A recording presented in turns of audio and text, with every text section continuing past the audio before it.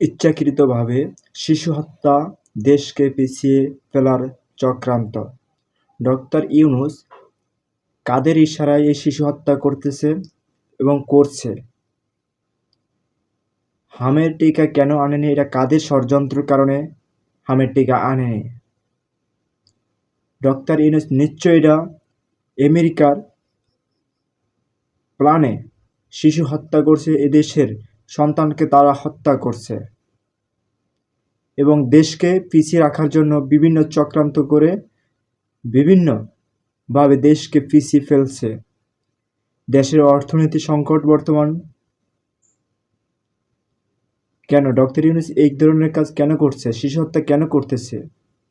Doctor ইউনূসকে হামের টিকা কেন আনেনি?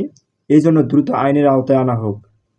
অযোগ্যদেরকে দেশ চালানো দেওয়া হয়েছিল কেন?